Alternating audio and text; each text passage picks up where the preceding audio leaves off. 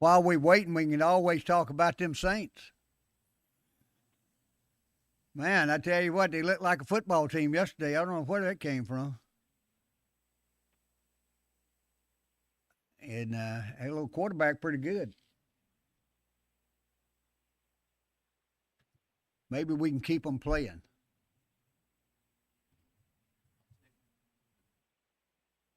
Of course, they just played the Cowgirls, so it didn't matter.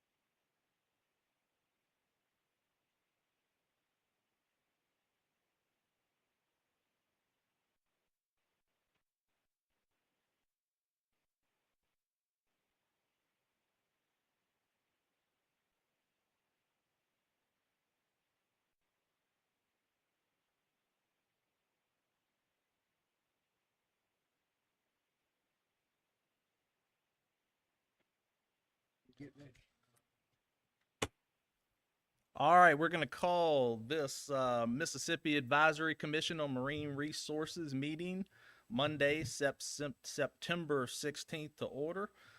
Commissioner Osborne is on the phone with us, and at this time, I would ask Commissioner Mayfield to lead us in the pledge.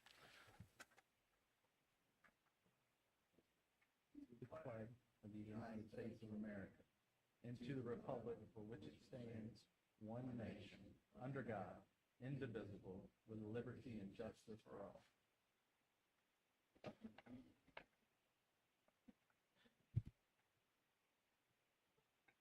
General, you want to lead us in prayer? Yeah, before we go to prayer, I'd just like to hope that everyone lived through and had no problems with the storm we had last week. Praise the Lord that it was no worse than it was, and I think that everybody in Louisiana fared fairly decent. You know, some got some damage, but we want to keep them in our prayers too, the ones over there. But we're very blessed so far, so let's go to the Lord. Heavenly Father, we thank you so much. Thank you for giving us the opportunity to serve in this commission and serve in this agency, Lord. And we just ask that you give us the wisdom and the knowledge and everything to do the things you would have it done. And then we do it your way and not ours. We ask this in Jesus Christ's name. Amen. Amen. All right, so we got the approval of the minutes. Do I have a motion on the approval of the minutes? I'll make the motion. All in favor? Aye. Aye. We have the next item on the agenda is the approval of today's agenda. We got any changes? All right. Any motions on the approval of the agenda? Second. All in favor? Aye. Aye. All right. Now we have the executive director's report. General? Okay, we got some employment updates and contracts. Let's see where we're at. Joanna Miller, she took over as the accounting manager for us. Joanna's been with us for several years now and doing a great job. And Brandy moved on to another company, so but we miss her, but we're proud to have Joanna in there. And we got Rudy. I don't know if Rudy's in the room, but if he's not, you know, Rudy's back with us. Rudy had retired, and now he's back with us part-time, and we're glad to have Rudy Bayless back with us. Contracts, we got a couple of them, and they're both at the NEAR, and they're NERDA contracts. So if you look at it and the PG2 farms, and then invitation for bids out there, and Wren's construction invitation for bids there. But basically, it's going to be it's a couple projects at the NEAR that they're working, and they're paid for by NERDA funds. Any questions on that? Okay. All right.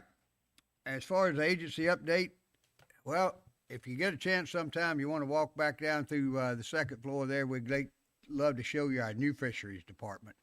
I tell you what, they went from having the worst looking area in the building to now they're having one of the best looking areas in the building. And it's very nice, and it's very clean and neat, and everybody has offices and cubicles now to work out of. So it's something entirely different. They've never had anything over there since I've been here in the last 11 years. And so I'm proud of them. And Tracy, we're proud to give y'all a place to work out of. And I know y'all, you want to see a conference room? Boy, they got a nice one. I tell you what, it's state of the art, everything. I think it'll talk for you. I don't know. It's pretty good. Hurricane season is still here, so don't let your guard down. It's still here, and you know, we got Gordon out there now, but I think it's going to go in a different direction. But let's just keep our eyes and ears open and keep praying to the Lord that He'll let them go away from us and not hurt anybody else. CCA had the Kids Jamboree that started this year, and it ran from Memorial Day to Labor Day, and we had 287 kids participate in that. That's pretty good. And it's a jamboree that we basically funded through the agency to teach kids and to help them learn how to fish, and also to give them the incentive to go out. And there'll be a banquet on the 21st. Is that right, Patrick? On the 21st at the Seafood Museum. And so they'll have a banquet for them and be able to give out awards for all the fish that they caught, and hopefully that we'll keep those young kids and all looking at fisheries. You know, it's something we got to do. We got to keep them involved, and as long as we can keep them working at it, we'll have people still fishing for a long time. We got a new charity event. It's called the first annual Hook 'em for Heroes, and it's to support local first responders and veterans and their families along the Mississippi Gulf Coast. And so they're doing a fishing tournament on the 21st of September also. And if you're not involved in it, it's in Pass Christians where they'll work out of. And if you want to be involved, you can go look up Hook 'em for Heroes. All the proceeds will go in to funds. There's a 501c3 to be able to help any of our first responders or veterans' families that need help in a time. So I think that's fantastic to have something like that. Our next commission meeting, if it's okay with the commission, I think we looked at it last time. It's going to be changed to Tuesday, October the 22nd at 9 a.m. Is that a problem, anyone? Commissioner Osborne, are you okay with that? Yes, sir. Okay. So we'll do that. We'll change it because we got a Gulf States right before it and the time that we're supposed to have it. So just put you down as Tuesday, October the 22nd at 9 a.m. Well, in about another 2 weeks, Cruising the Coast will be here. And DMR and through Gulf Fresh Seafood is this title sponsor again this year. It's October 5th through the 13th. We're going to have we'll be set up at Centennial Plaza, and we'll be doing several days there where we'll be giving boiled shrimp to our visitors coming in town and telling them just how great these shrimp are coming out of the Gulf of Mexico. And we'll also be set up, we're going to work in Ocean Springs, Pascagoula, and Bay St. Louis that we'll have, and then also in Biloxi. So we're going to have about 4 different events that we'll be at and during that week and handing out stuff for the Gulf Fresh Seafood and DMR. So if you get a chance, stop by and see them at the booths where they're at. And I know you'll enjoy Cruising the Coast.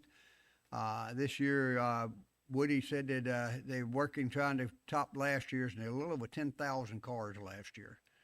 And so around 100,000 people. So that's a lot of people we get to see, and we'll get to be able to see, and from almost every state, and then and some other countries even. So that's a good deal for us. All right, Bonnie Carey update. Tracy's anything other than, I got the part about the seafood, the processor technology. The other stuff is still as normal. But out of that, there's a grant there for $3.694 million, and we spent about $71,000 of that so far. But the grant application period was open on July the 15th, and it was closed on the 13th. Currently, we have 27 applications, and they're touching base with the people to make sure this is to be able to help our seafood processors and all to be able to buy new equipment and do things to be able to update their factories and the plants. So hopefully we'll be able to get that worked out shortly, and people will be able to understand that. And Jonathan, I know y'all know a little bit about it. Is there anything you have to say on that? No, but we certainly appreciate the DMR, running this program and going to bat for us in order to get this money. I think that, the shrimping business all the way around in the past few years has been tough from the boat perspective and then to the plant perspective. So to be able to go out and get some of these capital expenditures certainly helps keep the facilities up. Good deal. But hopefully that'll work, and we'll be able to get that out soon and get them some money to, it'll be a reimbursable. So, the processors go in and buy the equipment after they've been approved for it, and we pay up to this amount back to them. All right. Other than that, let's see. Actions, updates. Okay, good morning. Regarding our August 2024 meeting, the commission recommended and the director approved the following motions.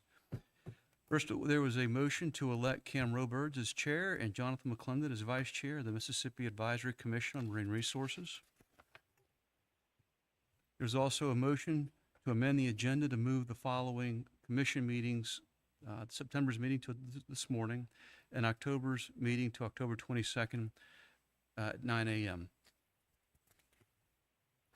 There's a motion to recommend that the executive director grant the variance and issue the permit as requested by the City of Ocean Springs for the Washington Avenue road elevation between La Fontaine Avenue and Front Beach Drive in Ocean Springs. There's also a motion for the commission to accept the proposed on-bottom oyster lease process. And then finally, some motion to recommend the following state saltwater finfish records. For conventional tackle, there was Mason Hallman with his 1 pound, 3.36 ounce Barracuda. Dustin Conway with 28 pound, 8.96 ounce golden tilefish. With the all tackle, Garrett Jones with a record of 3 pounds, 8 ounce white porgy. With fly tackle, Alan Williams with a 2.4 ounce silver perch. Under the youth conventional tackle, Braxton Nicase with a 16 pound, 10.24 ounce black nose shark. Rody Arms with a 2.24 ounce Atlantic silver stripe half beak. And then finally, under the youth fly tackle, is a Jack Crevel with Mr. Rody Arms at 25 pounds, 10.24 ounces. And again, Rody Arms with a 2 pound, 4 ounce bluefish. And that concludes the actions update from the prior meeting. Okay, any questions from commissioners? If not, sir, that's my report. Any next item up is any commissioners have a report. Mr. Osborne? I do not. Thank you. All right. Well, next up we have Chief Wilkerson. Report on citations.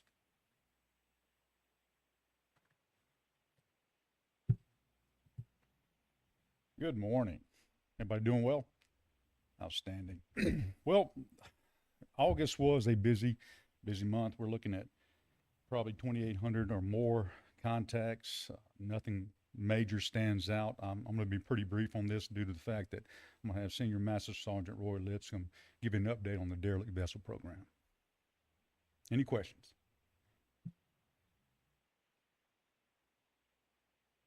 All right. Let's go. Good morning, Director, Commissioners, Legal.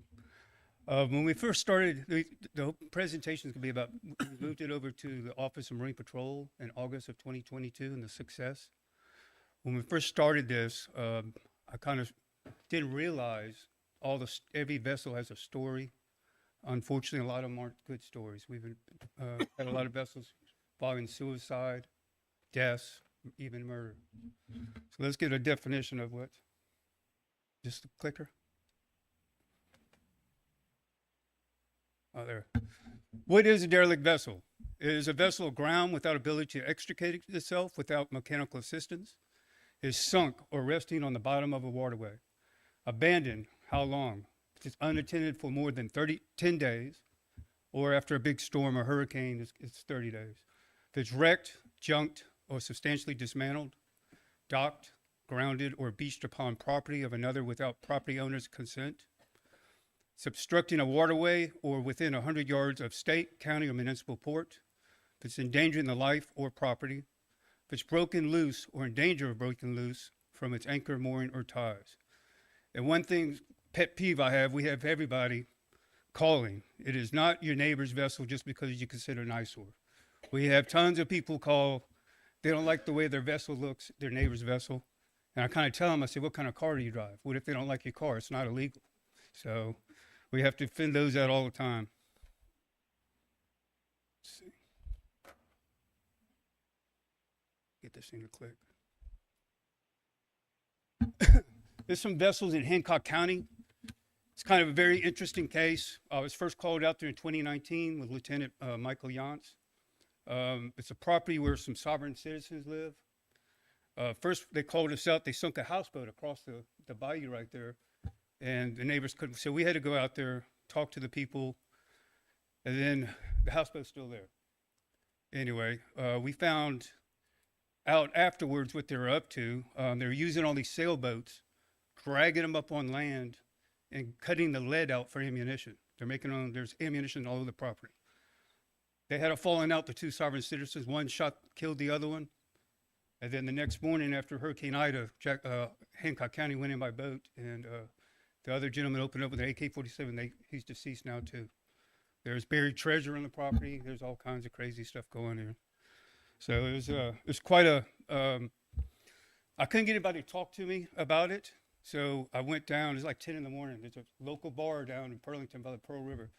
Walked in there, and sit there dark, people all staring at me. And I just sat down and made friends with the bartender, started talking. Then I started getting names. Then I got another name, and I got another lead.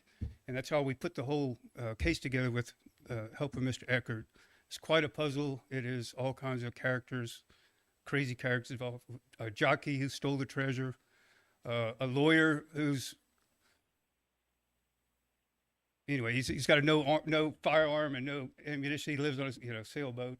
He's half nuts too. So it's just a crazy case. All right, this is Harrison County. Lieutenant Kasevich actually saw this vessel a few years before. Very pretty vessel. It became derelict, sunk in the Seaway Canal. It was just now recently removed. But anyway, it's one from Harrison County. Jackson County, that's back over by Windsor Point. The son was deceased in a fatal boat accident, and he had it parked behind his dock behind his mother's property, and it sank. Usually, I sat there and I gave her a lot of time working with her because of the situation. She finally took her about 3 months. Sometimes patience pays off by giving these people a chance. They want to do the right thing. They have a lot of different issues why they can't get them out of there. All right, since Office of Marine Patrol, August 22, we've had 105 reported to the program. 61 have been removed. 14 are out of our jurisdiction, are not moving forward, and 30 pending. Also, when they move to Office of Marine Patrol, we have the ability to go and investigate, knock on doors, work with AG's office, following leads. We find a lot of these vessels end up with 6 different owners. And before, we would just sit there and start sending out paperwork after we can't find the first owner, which is we go to court. It sometimes takes a year, hundreds of hours for the officer and with the attorneys. And the 30 pending is, right now it's going to be still working with owners. We still have some going through the court system. We're still investigating a few. We've also recovered 7 stolen vessels. We have 2 open felony cases on some individuals still pending. All right, since we moved to August 22, cost of removal up and down the Gulf Coast from Texas to Florida is about $550 per foot. And a lot of different factors go into it, whether it's sunk or if it's floating, the equipment, how they're going to get out. So since then, we've removed 3 vessels with state funds at $49,500. 4 have been removed with the NOAA grant, which we applied for and received. It's a $1.9 million grant granted to DMR for large marine debris removal. And we've had 54 derelict vessels removed by owners, which it covers a whole different variety. Where we've worked with property owners, we've helped owners transfer it to somebody else. Worked with some of the city municipalities. And so it's a savings of $730,000 so far to the taxpayers of Mississippi. So it does a lot of work on the ground with the Attorney General's office. Luckily, I have good command support me on this, so we can, go out and do all kinds of stuff all the time, trying to find these people. Any question? Sir, I'd just like to, first off, thank Roy and Stephen for doing the great job that they've done. I tell you what, we got the right people at the right place doing the right thing on this. Roy goes out there and he's got the attitude, he's got the atmosphere about himself to do the things that need to be done. That just like you said, he can walk into a bar and get all the words in the world. And, and he walked in there in a uniform probably. And, yes, and, sir, and so, getting somebody in the bar in Hancock County to tell you something in a police uniform, it's probably hard to do, but he was able to do it. The other thing is, too, that when you think about it, once we get the cases and Roy brings them to him and says, hey, this is what I got, Stephen takes it to the court. and he gets it worked through the system, and that is a great deal. We have no state in the Gulf is anywhere close to us in what we've done so far. Yes. It is amazing as what's been done now. But that one thing on the right that you saw over there, 54 vessels removed by the owners. You know, most states can't get anybody to even touch their stuff. They're able to work it out by going through and working with the people, as he said, and talking to them and getting them to understand the situation and saying, hey, it's your responsibility. You're the one that owns this boat. And they are moving it. That's $730,000 that the state of Mississippi or the federal government didn't have to pay. And that is what we're talking about. This is one of the best programs I've ever seen in my life. And I tell you what, and I know it's the best program that we have. And what is it, New York City calling the other day? Yes, sir. City of New York, Parks and Recreation, they're starting a derelict vessel. As for advice, emails, we had the state of Louisiana, DEQ, looked at our site, sent an email, and we had a long conversation. They're trying to start up their program. And then I think last week we had Texas asking about a sunken barge. We even had a homeowner who has from Mississippi, has a beach house in Pensacola, and a sailboat came up on the beach and contacted her to advise her about Florida's laws so she could help the boat owner. So word's getting out. Word's getting out, and Roy may be on the Wall Street Journal here for long, but but thank y'all, thank both of y'all for your great work and all the work that's being done on this, and we appreciate it. Yes, sir. Thank you. I would like to say also that Roy is a hard charger. And Stephen, thank you for all you do, Miss Sandy. But any questions with Marine Patrol? No, appreciate it, Chief. All right, Great sir. job. Next up, we have Office of Coastal Resource Management, Bureau of Wetlands Permitting, Miss Katie Nelson.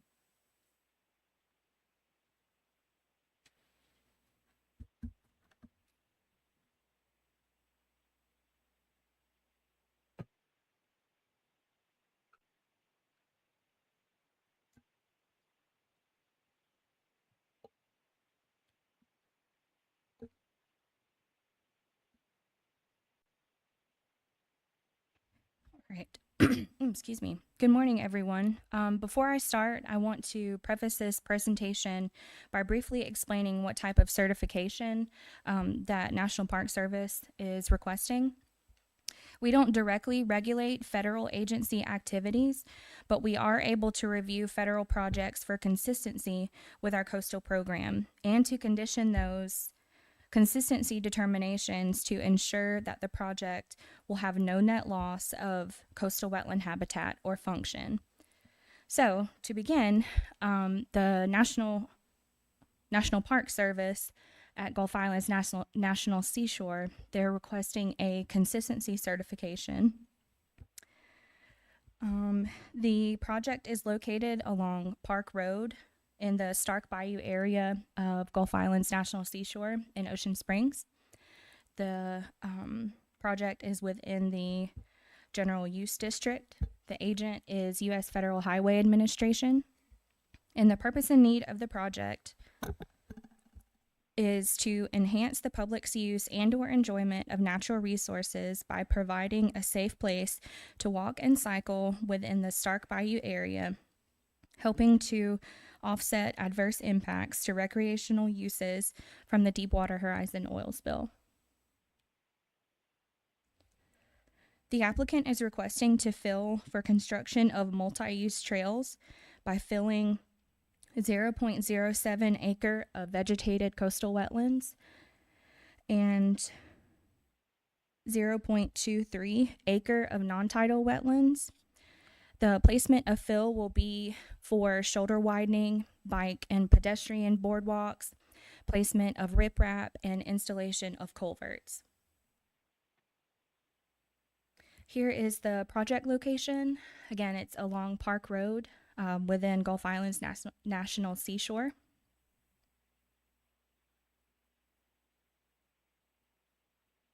And this is a rough diagram that shows the different impacts. Non-tidal impacts are shown in green, and then the vegetated coastal wetland impacts are shown in pink.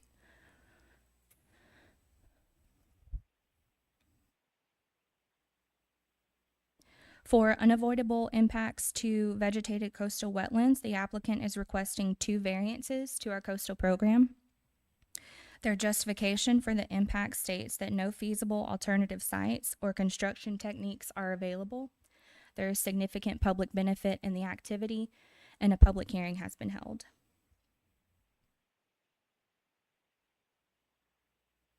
The applicant is proposing mitigation for the unavoidable impacts to wetlands.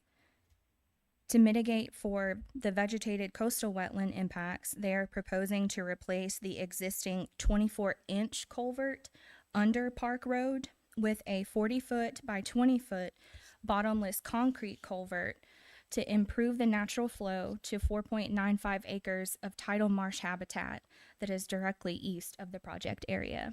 And I've shown it circled in red.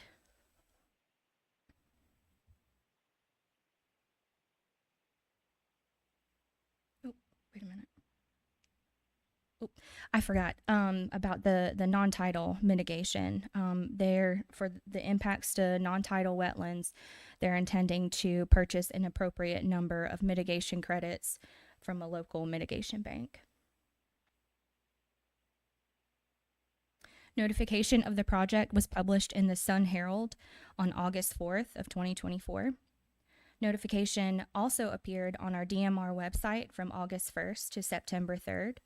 No public comments were received. We also held a public hearing for the project on Tuesday, September 3rd in our Bolton Building Auditorium. Again, no public comments were received. MDEQ sent no comments, and MDH and Secretary of State had no objections for the project. After a thorough evaluation of the project based on the decision factors in our coastal program, the project would serve a higher public interest by enhancing the public's use and/or enjoyment of natural resources by providing a safe place to walk and cycle within the Stark Bayou area, helping to offset adverse impacts from the Deepwater Horizon oil spill. Therefore, the staff requests a motion that the commission recommend to the executive director to approve the requested variances and approve the consistency certification as requested. Are there any questions?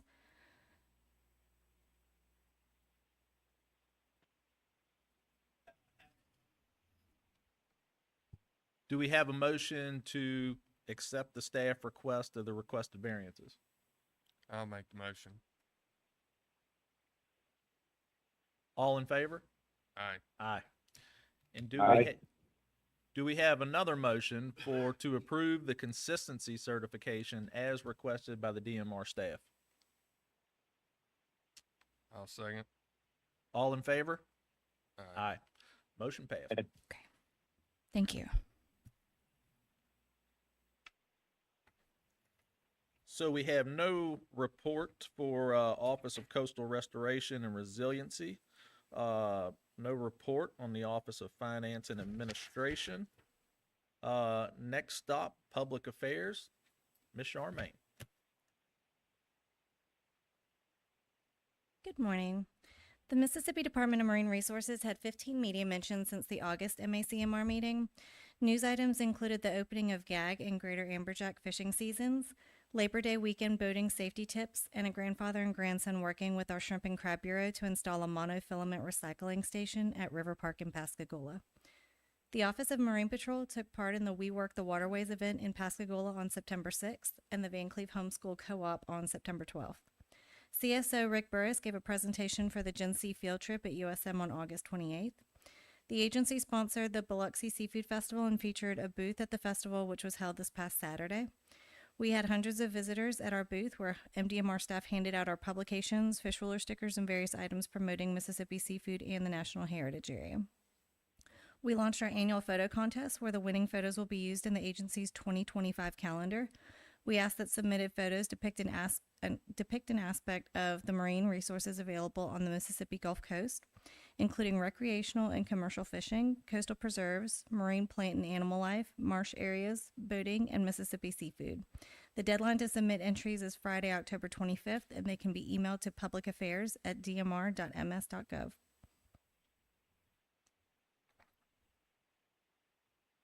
Thank you. Next up, Office of Marine Fisheries, MDMR Microbiological Laboratory Update, Becky Hargrove and Catherine Glover.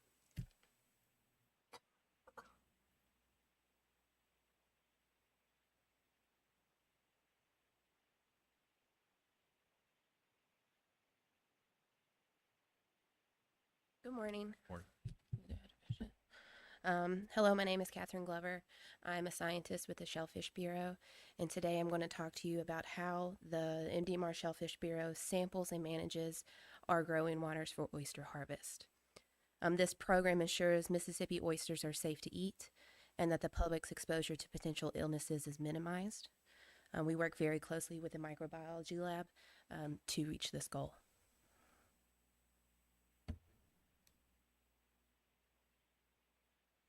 Okay, so just a little oyster biology to start. As we all know, oysters are filter feeders, meaning they take in the water around them to eat plankton and other small animals. They will then push out cleaner water back into their environment. This has been demonstrated many times by placing oysters in cloudy aquarium tanks and then watching the water clear up as they feed.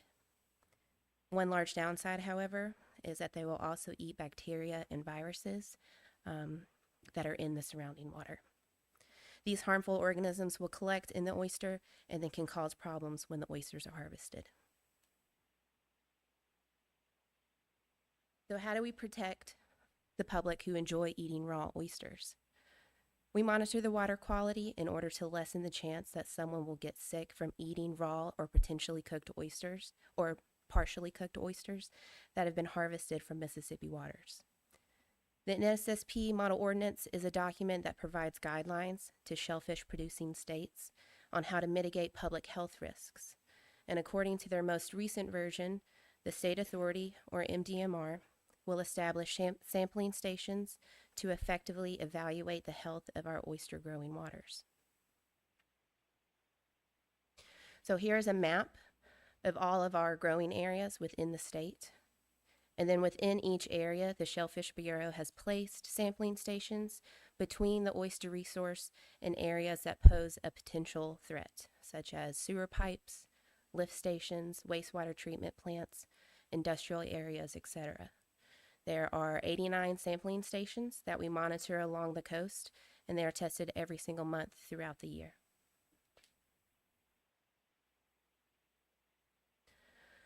After the samples are collected, we are very lucky to have an in-house lab that analyzes the water quality. The samples are delivered to the lab staff and results are received after 1 to 2 business days. Based on these results, if the water is sanitary, we can open for harvest. However, if they are deemed unacceptable, the area will close. When this occurs, we will continue to sample the water, but we will also sample oyster tissue to make sure that it is safe to eat. Once both water and meat samples are approved, the closed area will reopen for harvest.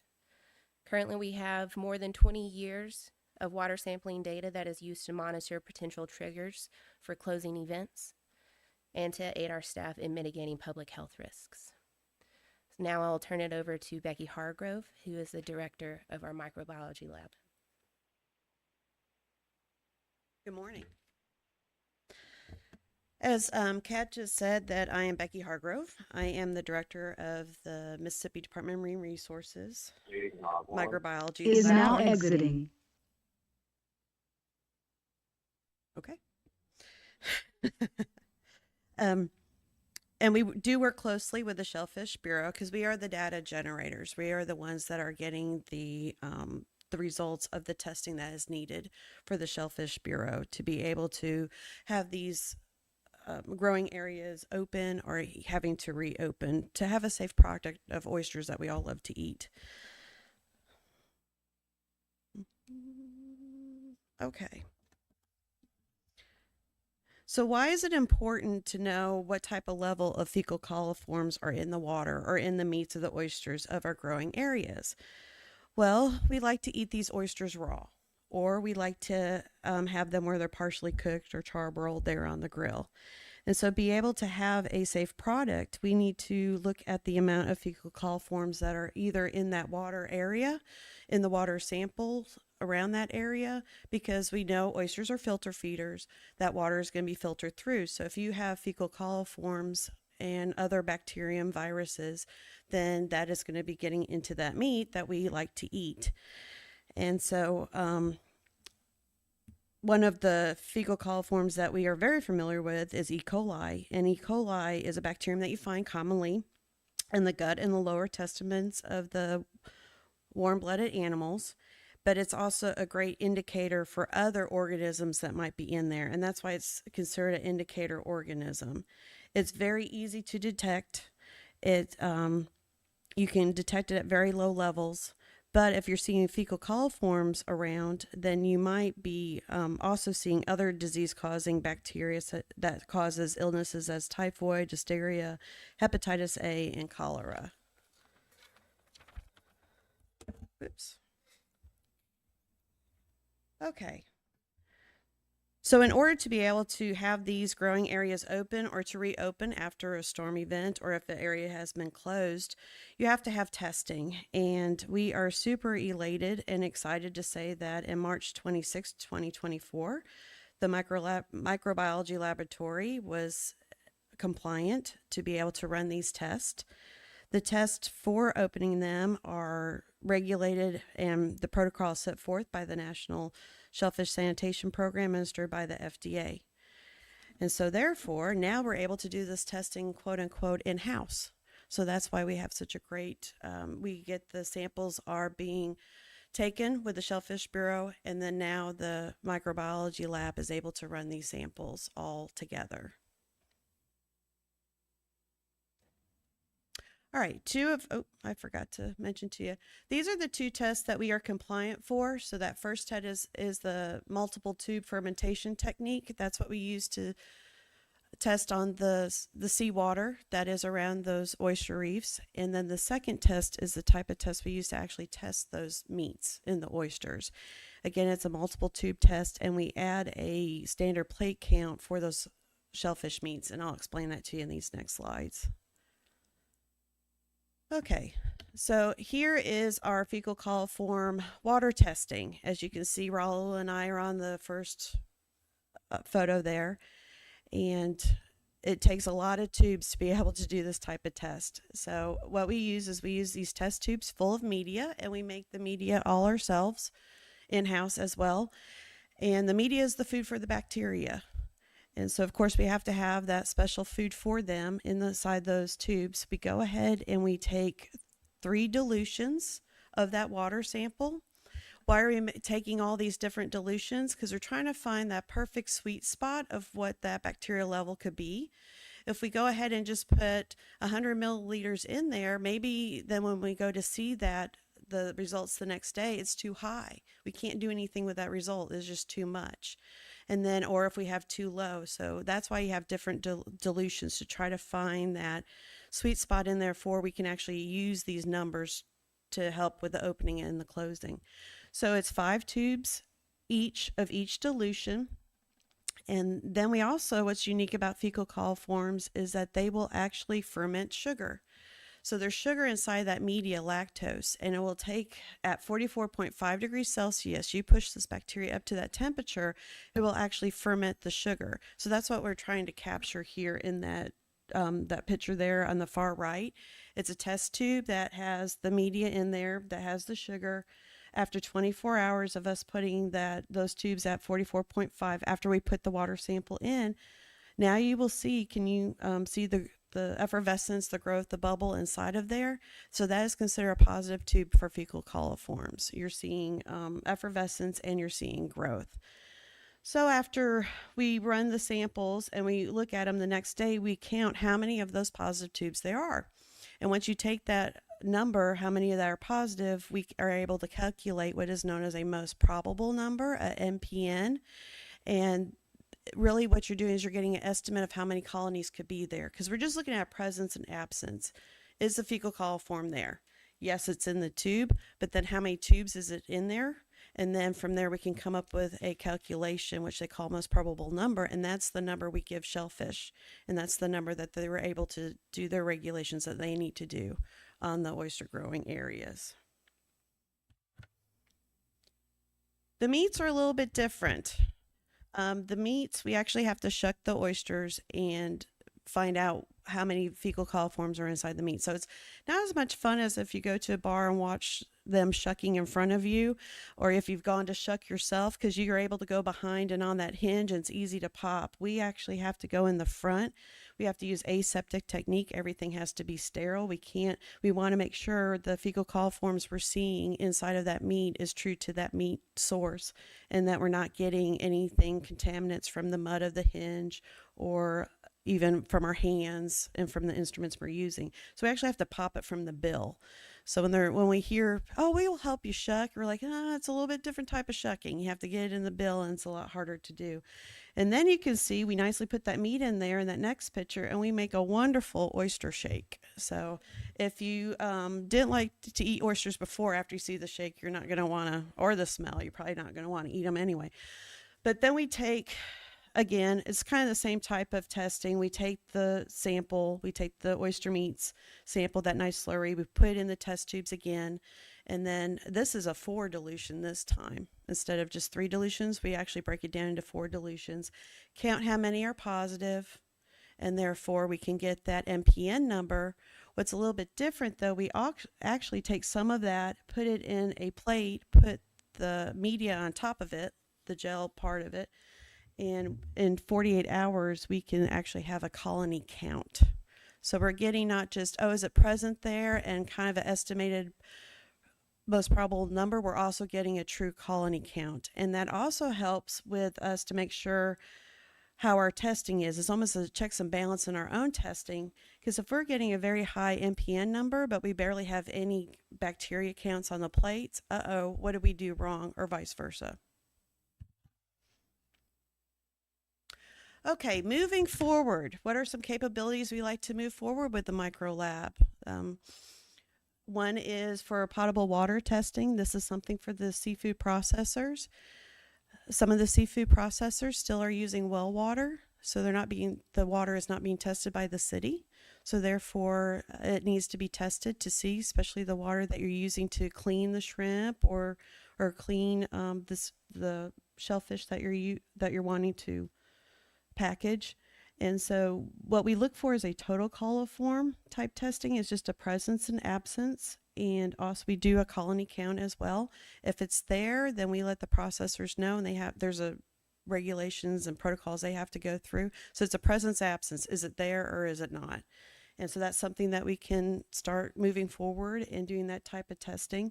Vibrio testing. We hear about Vibrio a lot, and Vibrio testing is something that with technology has moved forward quite a bit. So we can actually test Vibrio, different species of Vibrio, by plating. You can see on that left-hand side, the special type of auger. It's pretty neat. It actually, you can see 4 different species of Vibrio just by the color.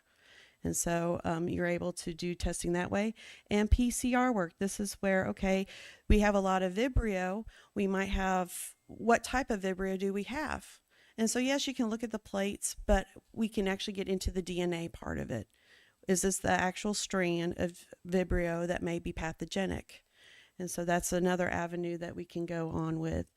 And wet storage. We're wanting to move along with the industry. What can we give? What can we do? How can we help?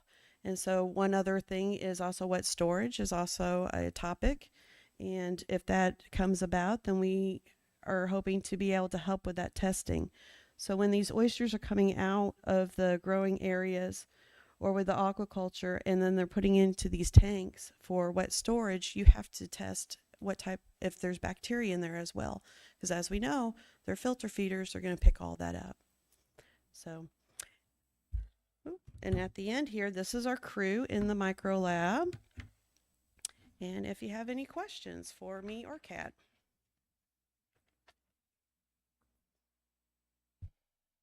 All right. Just like to say thank y'all for what you do, and we're lucky to have 2 new labs. I tell you what, we're able to test a lot of things that we were not able to test before. And we're very lucky to have the people here to help us to do that, and we appreciate everything y'all are doing.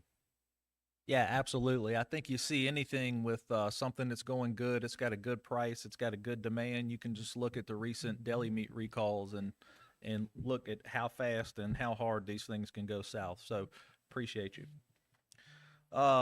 Next up, we have Grand Bay National Estuarian Research, Aisha Gray. Oh, hey. Hello. So, how are y'all doing today? Good. So I just want to encourage everyone to come out and celebrate National Estuaries Day with us. So I mentioned this last time I was here, is we have a program called Seaside with a Scientist, where we take the public out on boat rides and they can go around the reserve and meet our scientists as they're working in the field. And it's a really fun day. The boat rides are all full at this point, so they usually fill up right away, but there's always there's a waiting list, and there's kind of always you can if you show up sometimes at the early one, sometimes people aren't there, and you can snag a spot. And then also, just as a reminder, that the building is also open. Our trail is open. Next slide. Our trail is open. The building is open, the boardwalk is open, and we have a lot of our partners that come and they set up different displays. So you can see all kinds of critters, there's all kinds of activities, kids can do art projects, and so there's a lot going on even if you're not able to get on a boat and go out with us. Any questions? So it says Saturday, September 30th. I was just looking at my calendar. Saturday's the 28th. Well, that would be my mistake. I'm sorry. Okay, I thought I was going crazy. Sorry. No. That would be me. Yeah, it should be the 28th. It's the last Saturday in Okay. September. Yeah. Well, we do want to, Aisha, Dr. Gray has a great organization out there, and it's kind of a kept secret that we don't want to be kept. Yeah, we're trying to tell. We're trying to get it out to everybody. We're lucky to have this, the NEAR here, and they're doing a great job. They do a lot of things for a lot of kids get a lot of education there. And so don't hold it as a secret. We're not trying to hide it, okay? So y'all please advertise it for us. And Dr. Gray, we appreciate everything y'all do over there. Yeah, sure thing. All They've right. got a great staff there too, Joe. They've come out past 2 or 3 years to our kids' event at the boat shows and set up a display, and that's been a huge hit every year. Yeah, that's great. All right, thanks. Thank you. All right, moving on to other business. Do have one thing, I forgot to do it earlier. The On Bottom oysters, we are finishing up now. We have, I think, a process of how we want to operate. I need to get everything 100% approved. I think we're there. Hopefully we'll go out with a press release in the next day or so. And we're shooting for 1 October. It's being the date now as to whenever we will open it up, the leases, and we'll open them up for around 60 days. And so that'll put us to the end of November. And we'll be able to get those leases and hopefully have them in effect so we can start getting them done. And by the first of the year of next year, that everybody will have, we can have leases for people that want to be able to put their own bottom oysters. So long process, but we want to get it right and we want to do it right. And the team has worked very hard on it. And so we appreciate that, but we want to make sure that we get everything and we take care of the things in the right way. Any questions on that? Thank you. Any public comments today? None that I know of. All right, can I get a motion to adjourn? I'll second. All in favor? Aye. Thanks, Jason. All right, remember the 22nd. Woo, by the skin of my teeth, General. By the skin of my teeth. Oh, so sorry. Yeah, let's hope so. Just the way it's been. Look, yes, look, you don't get paid if you're late. You don't get paid if you're late. You know, that's how it is. Moving out. She said she's inviting them to her lab. I think everybody's gonna be. Oh, that is awesome. Yeah, that's awesome.